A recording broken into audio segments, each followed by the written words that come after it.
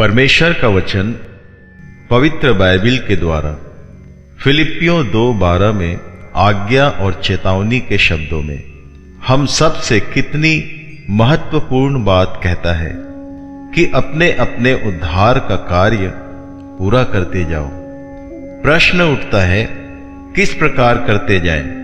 लिखा है, डरते और कांपते हुए। इस वचन की चेतावनी का सारा जोर एक शब्द अपने पर है।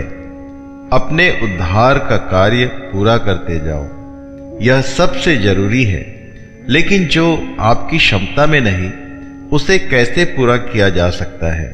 ये शब्द फिलिप्पी के विश्वासियों को लिखे गए, जो परमेश्वर के मुफ्त उद्धार के द्वारा उद्धार तो पा चुके, अब उनके पास यह अद्भुत भेंट थी तो सही, तो भी पौलुस प्रेरित कहता है, जाओ इसे पूरा करो। यदि किसी व्यक्ति को उद्धार के कार्य को पूरा करने का प्रयास करते देखें, तो वह पवित्र बाइबिल की इस शिक्षा को समझने में अभी भी असत्य एवं कल्पना के सहारे चल रहा है।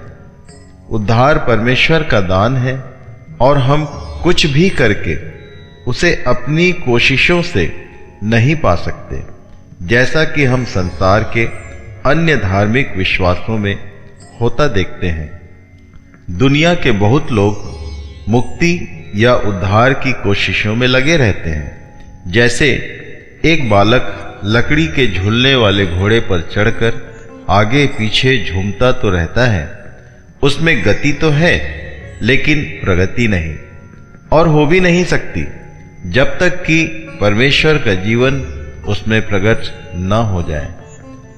पिछले साल गर्मी के मौसम में मेरी एक बेटी ने मुझसे हमारे घर के मैदान में भूमि का एक टुकड़ा मांगा, ताकि वह अपना मनपसंद बगीचा वहां लगा सके।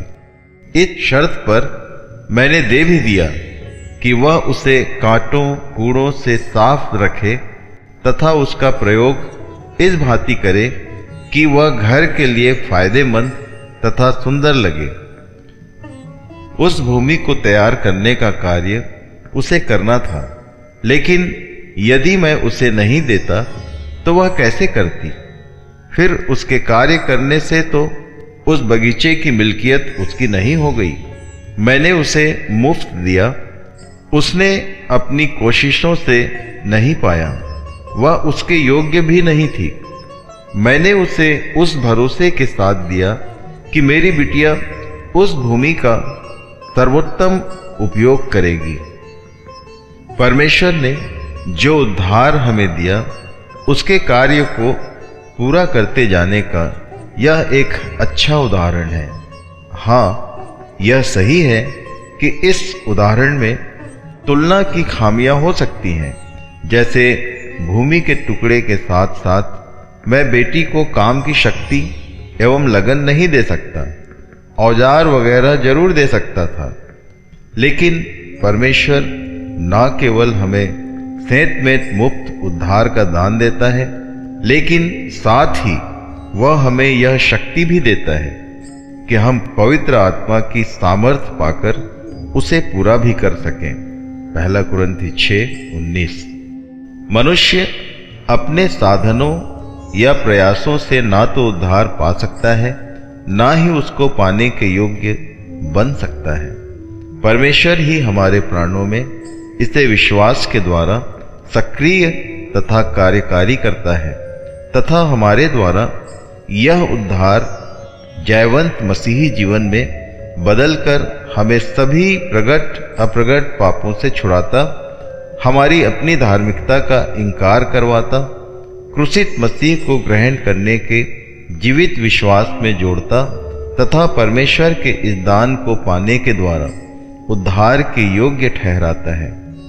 परंतु जितनों ने उसे ग्रहण किया, उसने उन्हें परमेश्वर के संतान होने का अधिकार दिया, अर्थात उन्हें जो उसके नाम पर विश्वास रखते हैं। यूहन्ना 1:12। क्योंकि परमेश्वर ने जगत से ऐसा प्रेम रखा कि उसने अपना एकलौता पुत्र अर्थात प्रभु यीशु मसीह दे दिया, ताकि जो कोई उस पर विश्वास करे वह नाश न हो परंतु अनंत जीवन पाए। यूहन्ना 3:16। पहले परमेश्वर हम में कार्य करता है, तब हम उसके उद्धार के लिए काम करते हैं। प्रिय मित्रों, एक सवाल है, यदि पाप के लिए क्षमा जरूरी है और सारे पाप परमेश्वर के विरोध में है, तो आप स्व प्रयासों से क्षमा प्राप्त कर लेने के कार्य को कैसे कर सकते हैं? यदि मैं किसी मित्र की कोई वस्तु को चुरा लूं, तो मैं स्वयं अपने को क्षमा नहीं कर सकता। बताइए, क्या मैं कर सकता हूं? मेरी किसी भी प्रकार की कार्यवाही मुझे क्षमा के योग्य नहीं ठहराती, जब तक कि स्वयं मेरा मित्र मुझे मेरे अपराध के लिए क्षमा ना कर दे। उसी प्रकार यदि मैं अपने जीवन में सारे पापों की क्षमा चाहता हूं, तो इसे करने वाला केवल परमेश्वर ही है। आप स्वयं ही जीवन नहीं पा सकते, परमेश्वर ही तो अनंत जीवन का करता है। यह दान है जो हमसे हटकर किसी अन्य के द्वारा हमें मिलता है। यही तो परमेश्वर का वचन हमें बताता भी है। उद्धार एक दान है। अभी जब आप इसे सुन रहे हैं, क्या आप फैसला करेंगे कि अपने सारे कामों और प्रयासों को बंद करके इस स्वर्गीय दान को प्राप्त करें? अदन वाटिका में शैतान के बहकाए जाने के द्वारा वर्जित फल को खाकर जब आदम तथा हवा ने पाप किया और नंगे दिखाई दिए, तो उन्होंने अपनी पापों की नंगाई को ढांपने के लिए कार्य किया तथा अंजीर के पत्तों से अपने लिए वस्त्र सिल लिए। लेकिन खुद की कोशिश से क्या उनके अपराध ढक गए? ठीक यही तो आज तक आप भी करते आए हैं। मित्रों, आपके उद्धार पाने के सारे तौर तरीके, ध्यान, दान, तपस्या, योग या ज्ञान, सब व्यर्थ हैं, धोखे हैं। मैं चाहता हूं कि लोग समझ सकें कि प्रयास तथा प्रयत्न शब्द उद्धार के लिए बेमानी है, जिसकी जगह उन्हें विश्वास या भरोसा जोड़ लेना चाहिए।